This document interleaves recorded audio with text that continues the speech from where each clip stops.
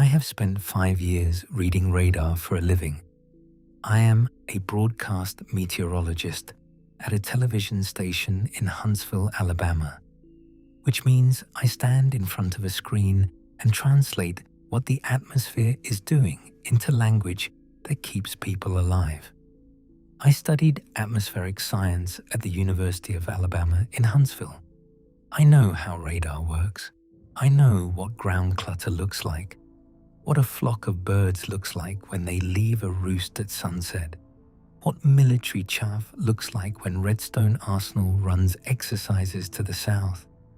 I know what real weather looks like on a screen, and I know what artifacts and false returns look like. And I have spent thousands of hours learning to tell the difference. My name is Colby Ashford. I am 33 years old, and I am telling you this because what I saw on the radar in April was not an artifact, and it was not weather, and I cannot tell anyone in my professional life what I believe it actually was without ending my career. So I am telling you instead. It started on a Tuesday afternoon in mid-April. I was at the station preparing my evening forecast, and the setup was the kind that makes every meteorologist in North Alabama go quiet. A deep, low-pressure system was digging across the southern plains, pulling a warm front north through Mississippi and into central Alabama. Dew points were surging into the low 70s, which is tropical level moisture. Wind shear was extreme at every level.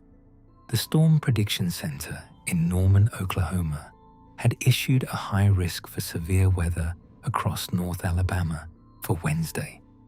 A high risk is rare. It means the best forecasters in the country are confident that a major tornado outbreak is likely. The last time they issued one for our area was April of 2011, the day that over 60 tornadoes struck Alabama and killed more than 300 people in a single afternoon. In Huntsville, that day is not history. It is a scar that the whole city still carries. The people watching my forecast the next evening would include families who rebuilt their homes on the same foundations where the old ones were swept away. Getting the forecast right is not just my job. It is personal in a way that I cannot fully describe to someone who was not here for it. That Tuesday evening, after my late broadcast, I was at the weather computer reviewing the Hightop radar feed. Hightop is a National Weather Service Doppler radar site perched on a ridge in Jackson County, northeast of Huntsville. It is one of the primary radar installations covering the Tennessee Valley, and I watch it more than any other feed during severe weather. Between storms, when the atmosphere is quiet, the radar runs in clear air mode, its most sensitive setting. In clear air mode, the beam picks up everything: insects, birds, dust, temperature boundaries, moisture gradients.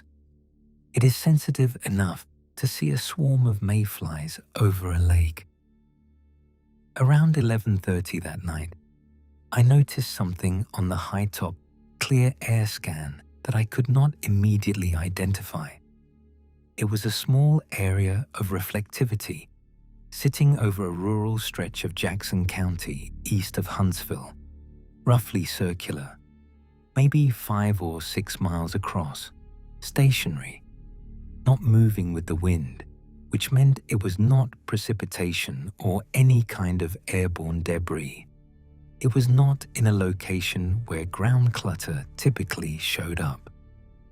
The reflectivity values were low but consistent, and the shape was more uniform than anything biological. Bird roosts have irregular edges.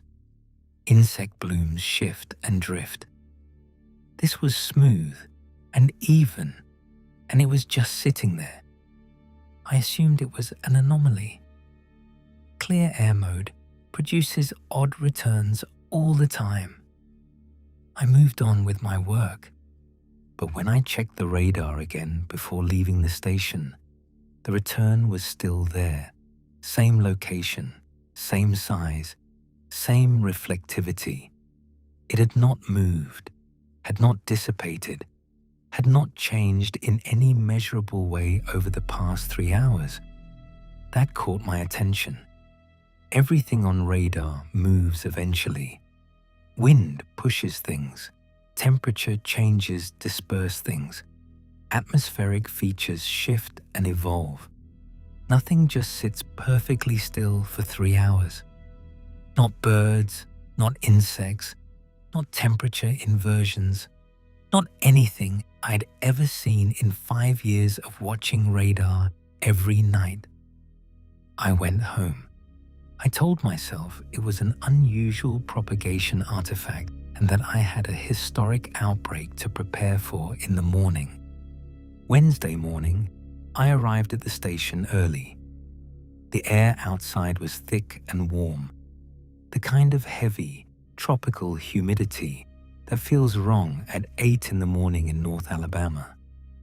The sky was hazy, the sun barely visible behind a thin veil of high clouds racing in from the southwest. Everything about the atmosphere was screaming that the day ahead was going to be bad. I checked the high-top radar. The return was gone. Clear air mode showed nothing unusual over Jackson County. I expected that. Morning changes the atmospheric profile. Whatever caused the return had probably dissipated with the sunrise. I put it aside and focused on the day. During the morning meeting, our chief meteorologist, Wendell Garza, laid out the forecast. Wendell had been forecasting in North Alabama for almost 30 years. He had been on air during the 2011 outbreak, calling out tornado paths in real time while the worst of them were on the ground. He carried that day the way a soldier carries a battle, not as a story, but as a weight. When Wendell spoke seriously about weather, the room went quiet. He was serious that morning. He said storms would initiate along the dry line by early afternoon and move into the Tennessee Valley by late afternoon and evening. He said the environment supported long-track, violent tornadoes. He said this could be the worst day we had worked since 2011, and he wanted continuous coverage from the moment the first warning was issued. No commercial breaks, no cutting away. We stay on air until the threat is over. After the meeting, in a quiet moment by the coffee machine, I mentioned the radar anomaly to Wendell. I described it. The stationary return over Jackson County, the uniform shape, the 3-hour persistence with no movement or change. Wendell listened with his arms crossed, his face unreadable. When I finished, he asked me where exactly in Jackson County I had seen it. I told him, the rural area south of the small town of Paint Rock, over the river valley between the ridges. Something changed in his expression. Not dramatically. A slight tightening around his eyes. The look of a man who had just heard something he recognized from a long time ago. He told me he had seen the same return before. He said he first noticed it in April of 2011, the night before the super outbreak. Same location, same characteristics. A stationary, uniform area of reflectivity over the valley east of Huntsville, visible in clear air mode, present for hours overnight and gone by morning. He said he dismissed it at the time because the next day was so catastrophic that a strange radar return the night before was the last thing on anyone's mind. But he said he saw it again. 2 years later, the night before a significant tornado event in November of 2013. Same spot, same behavior, and again before the March 2018 outbreak. He said he had seen it 4 times total, always on the night before a major severe weather event in the Tennessee Valley, always in the same location over the Paint Rock Valley, always gone by sunrise. Wendell said he had never mentioned it publicly. He said a broadcast meteorologist cannot go on television and describe something unexplained on the radar that appears before outbreaks. The professional cost would be immediate and permanent. But he said he had quietly asked about it within the meteorological community over the years, and the only person who ever took him seriously was a retired Weather Service radar technician named June Lassiter. I drove east from Huntsville during the late morning lull, before the storms fired. I had a few hours. The drive to Paint Rock took about 45 minutes through the rolling farmland and river bottoms of the Tennessee Valley, past cattle pasture and hay fields and the wide brown bend of the Tennessee River. The air was dead still and heavy. Towers were already building far to the west, tall white columns catching the sun, the first cells that would be full supercells by afternoon. June Lassiter lived in a small house on a county road outside Paint Rock. She was in her late 60s, lean and sharp-eyed, with the direct manner of a woman who spent 2 decades maintaining complex machinery on a remote ridge. She was expecting me. Wendell had called ahead. She made coffee and sat with me on her screened porch. From where we sat, I could see west across the valley to the distant ridgeline where the high-top radar dome was visible as a tiny white speck on the horizon.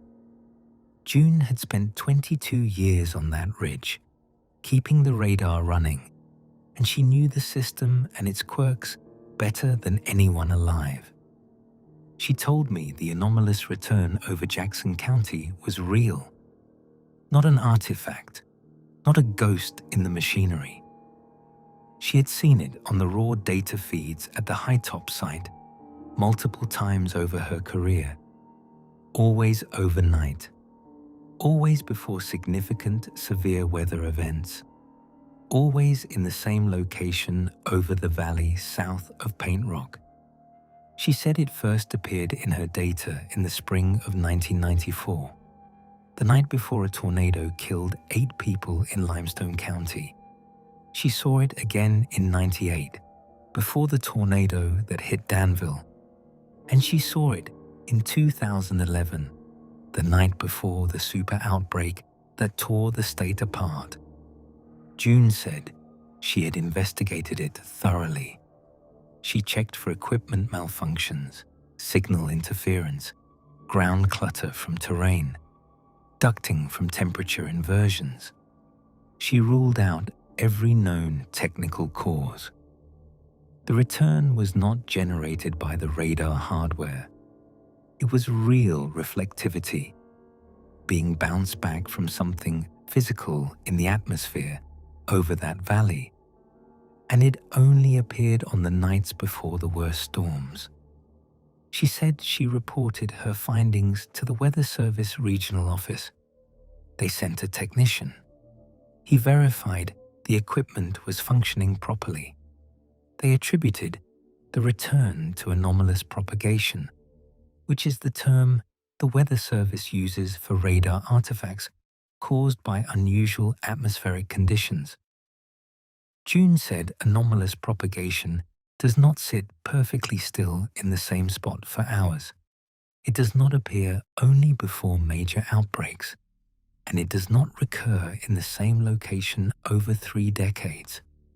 Whatever the return was, the standard explanations did not hold.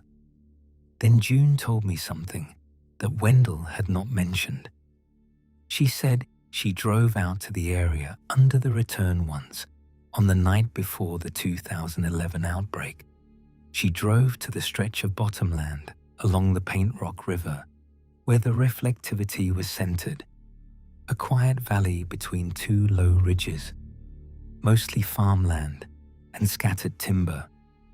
She pulled onto a county road and got out of her car and stood in the dark. She said the air felt different, not in a way that any instrument could detect. The temperature was normal, the humidity was normal, the wind was normal, but there was a quality to the air that she described as dense, as if the atmosphere over the valley had thickened, had become heavier, had taken on a weight that had nothing to do with barometric pressure. She said she could feel it on her skin, a physical sensation of being pressed on from every direction. And she heard something, very low, almost below the range of human hearing, more a vibration in her ribs than a sound in her ears. A deep, steady hum coming from above, from the column of air directly over her position. It was not mechanical. It was not a transformer or an engine or any piece of equipment.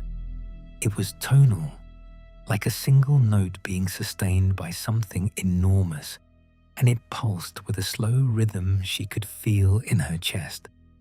One pulse every few seconds, steady and patient, like breathing. She stood there for about 10 minutes. Then the sound stopped. The pressure lifted. The air felt normal again. She drove home. The next morning, the atmosphere exploded, and by nightfall, 300 people were dead across Alabama. June said she did not know what the return was. She did not have a theory, and she was not the kind of person who reached for explanations she could not support. But she said it was real. It had been appearing over that valley for at least 30 years, and it was connected to the worst weather the Tennessee Valley produced. She said she had never been able to determine whether it was a warning or a cause, whether it came to signal what was about to happen, or whether it was part of what made it happen. I drove back to Huntsville with the western sky darkening ahead of me. By the time I reached the station, the atmosphere had gone to war. The towers to the west had organized into supercells, massive rotating thunderstorms visible as dark churning columns against the green-black sky. The first tornado warning of the day had already been issued for western Alabama. I walked into the weather center and the coverage began. The next 6 hours were the most intense of my career. Colby and Wendell alternated on camera as storm after storm moved into the Tennessee Valley. Multiple supercells, multiple tornadoes.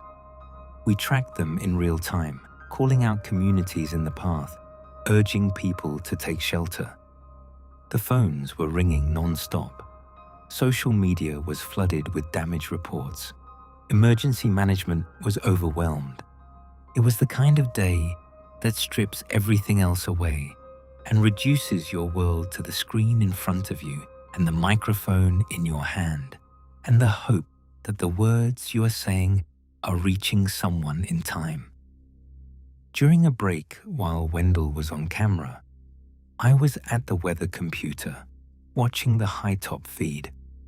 The screen was filled with the reds and purples of severe storms, the spinning hook echoes of tornado-producing supercells crawling across the valley.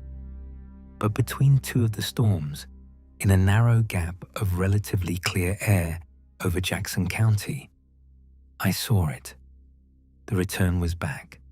Same location, same size. The anomalous area of reflectivity sitting over the Paint Rock Valley. But it was not behaving the way it had the night before. It was not stationary. It was moving, slowly, drifting north toward the path of the approaching supercell, as if it were repositioning itself. I watched it for several minutes. A massive supercell was bearing down on the valley from the southwest, a confirmed large tornado already on the ground. The anomalous return was drifting directly into the storm's projected path, staying ahead of it, but within its forward trajectory, as if it knew where the storm was going. Then the supercell reached the area where the return was positioned, and the radar did something I have never seen before and hope I never see again. The storm intensified, not gradually, not in the incremental way that storms strengthen as they interact with a favorable environment. It happened in a single radar scan, a 4-minute interval. The reflectivity values inside the supercell jumped.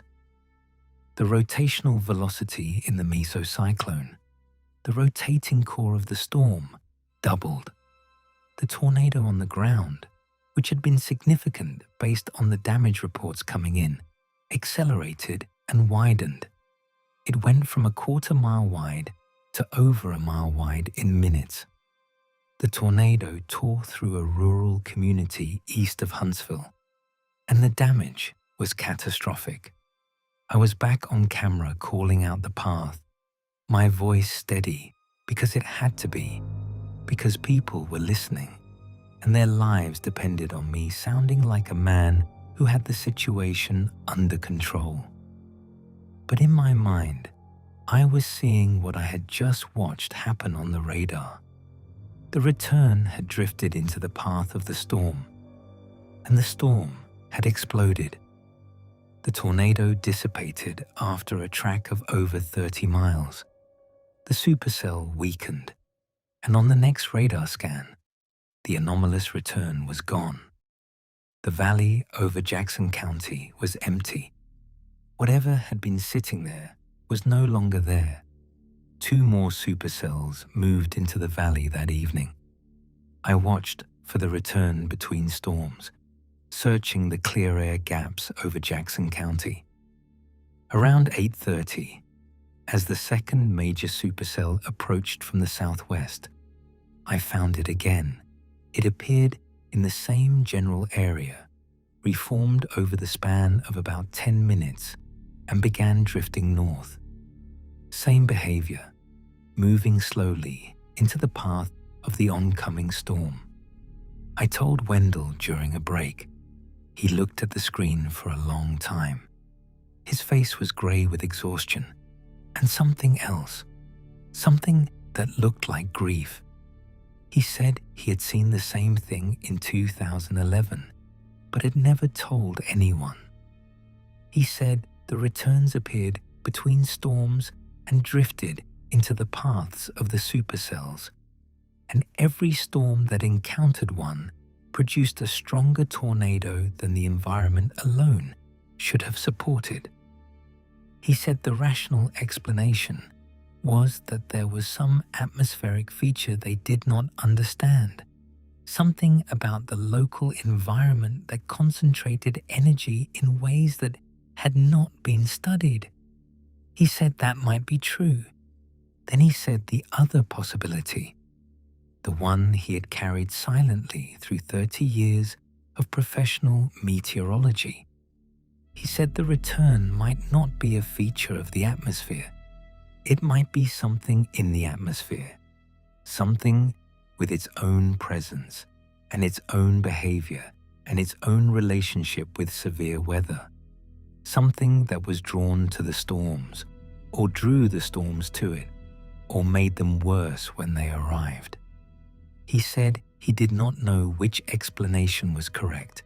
He said he was not sure it mattered because either way, the result was the same. When the return appeared, people died. The second supercell reached the area. The storm intensified rapidly, producing a violent tornado that tracked through rural Jackson County. The damage path passed directly over the valley where the return had been centered. After the coverage ended, well past midnight, I drove east. I did not make a conscious decision. I just got in my car and headed toward Jackson County. The storms had passed. The air was cool and clean and the stars were out. The roads were littered with debris, branches and insulation and twisted metal. Emergency vehicles passed me going in both directions, their lights reflecting off the wet pavement. I drove to the area June had described, the bottomland along the Paint Rock River between the ridges. I pulled off on a county road and got out. The valley was dark. No power anywhere, the lines all down. The only light was the stars and the distant red and blue pulse of emergency flashes on the highway. I stood in the dark and I felt it. The same thing June had described. A density in the air, a pressure that was not barometric, not measurable, just present. The atmosphere around me felt heavy, occupied, as if the space above my head was not empty, as if something was filling it, something large enough to stretch from ridge to ridge across the valley, something dense enough for a radar beam to see its outline from 30 miles away. And the sound, low, deep, at the very floor of what my ears could register, a sustained tone with a slow pulse, felt more in my ribs and my jaw than heard through my ears. It came from above, from the column of air directly over me, from whatever was sitting in the atmosphere over the Paint Rock Valley on a night when 350 people across Alabama had just learned what the worst day of their lives felt like. I stood there for a long time. The sound did not change. The pressure did not ease. The stars above me were clear and sharp, and I could not see anything blocking the sky. But I knew something was there. Something enormous and patient, resting in the valley between the ridges, and the radar had been seeing its outline the way an X-ray sees the shadow of something inside a body. The radar could see it because it was real, because it was physical enough to bounce a signal back, because it occupied space in the atmosphere the way a stone occupies space in a river. And it had been coming to this valley before the worst storms for decades. Then the sound stopped. The pressure lifted. The air felt empty. Just air. Just a cool April night with stars and the smell of rain-washed earth and the distant sound of sirens. I drove back to Huntsville. That was 3 weeks ago. The outbreak is over. The recovery is underway. The station covered it well. Wendell is back to his steady, measured presence on the evening broadcasts. The community is doing what the Tennessee Valley always does after tornadoes. Rebuilding, mourning, leaning on each other, moving forward. I check the high-top radar every night during my shift. Most nights, the clear air mode shows nothing unusual. The normal clutter of birds leaving their roosts, insects drifting over the river, the faint signatures of temperature boundaries shifting in the dark. Normal things, explainable things. But twice more that spring, on the nights before significant severe weather events, the return appeared over the Paint Rock Valley. Same location, same behavior. A quiet, uniform area of reflectivity, sitting between the ridges, present for hours overnight, gone by morning. Both times, the storms that followed were worse than the forecast predicted. Both times, the tornadoes were stronger. the damage paths longer, the destruction more severe than the atmospheric conditions alone could account for. I do not talk about it on air. I cannot. I am a broadcast meteorologist, and my credibility is the only tool I have. If I tell my audience that something unexplained sits over the valley before outbreaks and makes the storms worse, I lose the trust that allows me to save lives. And saving lives is the only thing about this job that matters.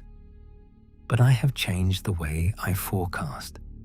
On the nights when the return appears on the high-top feed, I push my warnings harder. I use stronger language. I stay on air longer. I look into the camera and I tell the people watching to get underground immediately. Not when the wind picks up, not when the sirens sound now. I cannot explain to them why I am so certain. I cannot tell them what I see on the radar between the storms. I just push harder, and I hope that the urgency in my voice is enough to get one more family into a shelter, one more person into an interior room with a mattress pulled over them, one more life protected from a storm that was always going to be worse than the models said it would be.